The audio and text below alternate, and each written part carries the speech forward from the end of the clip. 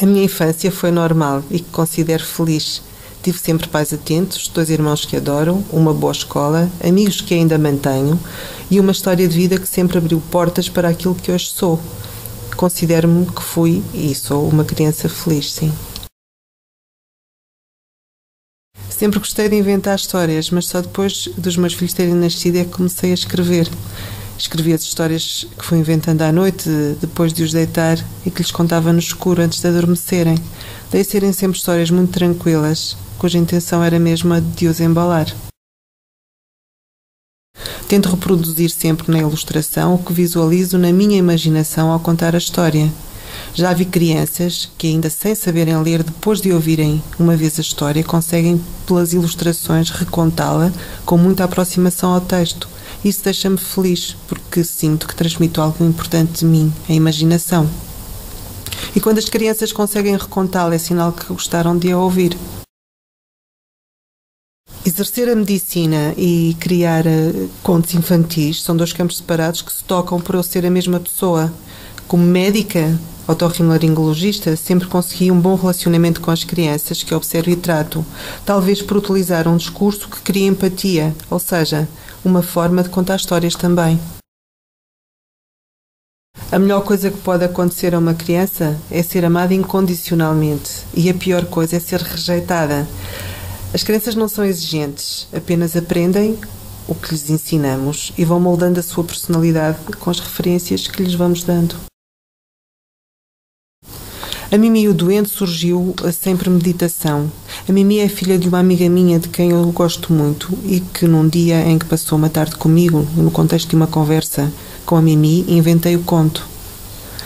Estava também com os meus filhos e a irmã da Mimi, a Filipa, que é a minha afilhada, e as crianças tiveram uma reação tão boa, com um feedback tão sentido, que lhes disse que passaria a história para o papel. Aconteceu assim.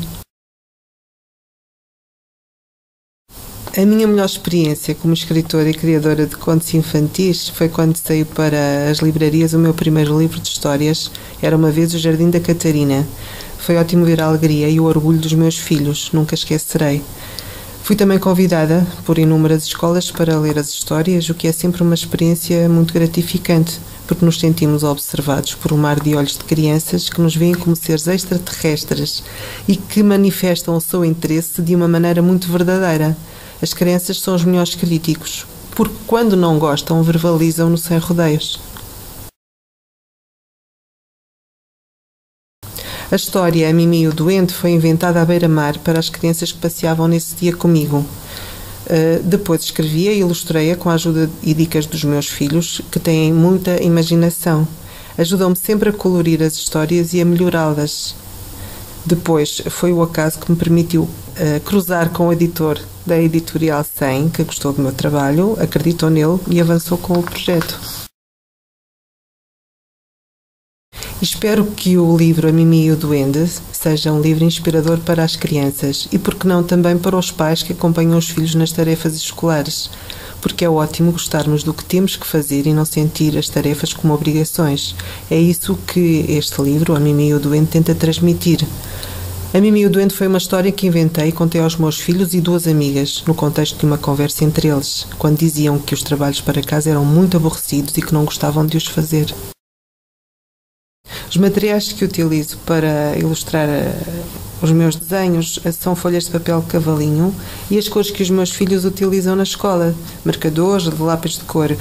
Eles ajudam-me sempre a pintar e dão-me ideias para as ilustrações e talvez por isso as crianças gostem sempre das ilustrações, porque no fundo são também criadas por crianças. Presentemente tenho escrito apenas histórias para crianças pequenas. Não sei se no futuro o farei para crianças maiores. O momento o dirá. As histórias publicadas foram inicialmente contadas verbalmente aos meus filhos, sem qualquer projeto de virem a ser publicadas. Aconteceu e isso faz-me sentir feliz. Se as pessoas me recordarem com saudade, ficarei orgulhosa.